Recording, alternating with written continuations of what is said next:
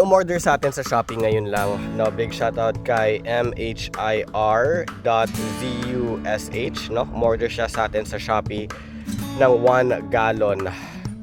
Alam mo, feeling ko mas paldo ang discount ngayon sa Shopee. Yan napansin ko mula kahapon ko lang napansin. Ma-TikTok shop ako na tao. Mas gamay ko ang TikTok shop. Pero ang Shopee, nag-post lang ako dyan para magbenta-benta. Hindi ko alam ang ins and outs ng Shopee. Tingnan mo to Yung 1 gallon natin is 1,350. Pero dito, 1,180. Tapos parang wala pa siyang shipping fee. Libre. Yung nakaraan naman, may umorder ng 700 ml. Yung 4 kantos na malaki. 375 yung... Kahapon lang to kahapon na ata. 375 pesos yung presyoan natin doon. Plus tax.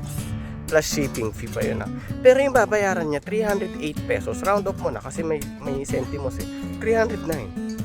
Sabi ko, mas paldo Mas paldo ang discount ngayon sa Shopee Then again, mas ma-TikTok shop ako na tao. Mas gusto ko kasi sa TikTok shop dahil pag nagsushoot ako ng videos na ganito, natatag ko yung customer. Napapaalam ko pag may aberya, pag may delay ng shipment, natatag ko Pero katulad nito, pag nag-post ako sa ibang platforms din, hindi ko alam kung paano ko itatag itong customer na to. So I hope if you're going to watch this, I hope you can